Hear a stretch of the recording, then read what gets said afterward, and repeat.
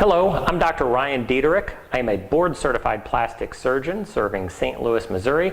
I am located at Mid-America Plastic Surgery in Glen Carbon, Illinois. This video is intended as informational only. It is not intended as medical advice. Nothing can substitute for consultation with a board-certified plastic surgeon. Today we're going to talk about the FDA safety communication regarding breast implants. The FDA on March 21st of 2017 put out a safety communication regarding breast implants and the possible relation to cancer.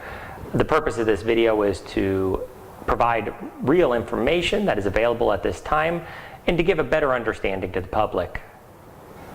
On March 21st, 2017, the FDA safety communication did release that there has been cases of breast implant-associated anaplastic large cell lymphoma. This is not new to us. We've actually known about this for about the last 7 to 8 years. In fact, there has been a combined American Society of Plastic Surgeons and American Society for Aesthetic Plastic Surgery task force, which has been working with the FDA during this period of time. The FDA database does have, at this point, 359 cases of breast implant-associated ALCL. There are flaws to this database, however. The FDA is aware there can be duplicate cases or lack of information. Improved information is found in the task force profile database, which to date has 126 confirmed cases. One of the factors that we have noticed in this breast implant-associated ALCL is texturing. What happens with an implant is a smooth implant is a common implant. It is typically placed under the muscle. We realized with smooth implants that are placed above the muscle that occasionally these can lead to a condition called capsular contracture. This is a firming of the breast implant. Many years ago, we recognized this and began to do texturing, or basically a rough surface on the outside to help limit that capsular contracture. What we've discovered is there appears to be a correlation with this texturing and ALCL. The FDA databank did show 28 smooth devices, however, that had the ALCL. However, when you actually look at this data, we now recognize that there has been no cases reported that we are aware of to date of straight smooth implants leading to ALCL. These have all been textured devices or at some point in the patient's past, whether it be an expander for breast reconstruction or a previous implant, had textured devices placed. There are several factors to know about breast implant-associated ALCL. We have discovered that there are actually geographic differences throughout the country and throughout the world with isolated pockets of increased risk and decreased risk of this phenomenon. Further, we now recognize that breast implant-associated ALCL is different than non-breast implant-associated anaplastic large cell lymphoma, behaves different, and treatment is in fact slightly different. Also, it's important that you know that this is not the same as breast cancer.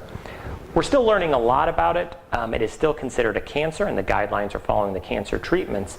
However, we do now recognize that this is likely a lymphoproliferative disorder, which does differ from a true cancer. Again, the research on this is still pending and we will know more information in the future. The rates of ALCL we found in the United States, there's been 550,000 breast augmentations per year. Approximately 70,000 of these are textured breast implants. This gives us a lifetime risk of breast implant-associated ALCL of 1 in 30,000. There have been 9 deaths reported in the database, and in fact throughout the world there may be as many as 11 or 12 deaths reported. When we actually look at these particular patients who've had these unfortunate outcomes, we do discover that there has been a delay in presentation, a delay in treatment, which has led to this unfortunate result. As of today, the treatment of by far the majority of breast implant-associated ALCLs have been successfully done by removal of the implant and removal of the capsule. The capsule is this fibrous wall your body creates around the implant in all breast implants and any material implanted into the body. After removal, this will treat the majority of patients. Because recognition has been the key to having 100% successful treatment, it's important that we recognize the signs. The average presentation is 3 to 14 years after breast augmentation. This typically presents as fluid around the implant or occasionally swelling and firm spots both in the implant as well as in the armpit, looking at lymph nodes. The evaluation of this, as of today, is typically done with an ultrasound. If we're able to draw some fluid off with a needle, at that point we can, and we send this for pathology evaluation. If this does return as ALCL, we then proceed to surgery for removal of the implant as well as that capsule surrounding the implant. Again, it's important to recognize, as of today, patients that were appropriately recognized and appropriately treated have had 100% success after this treatment. So a question we've been getting regular is, what if I have textured implants currently? Should I be concerned? The consensus between the American Society of Plastic Surgeons, the American Society for Aesthetic Plastic Surgery, and the FDA has been implants are safe.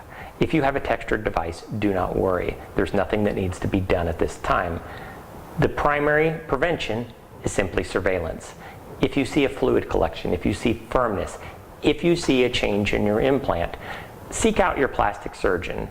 If you don't have a plastic surgeon currently, find a board-certified plastic surgeon who can help you further. My name is Dr. Ryan Diederich. I'm a board-certified plastic surgeon serving St. Louis region. I hope this was informative, and if you have any questions, feel free to contact us or the American Society of Plastic Surgeons, American Society for Aesthetic Plastic Surgery, or FDA. Again, if you're having a problem with your breast implants, it's important that you contact a board-certified plastic surgeon.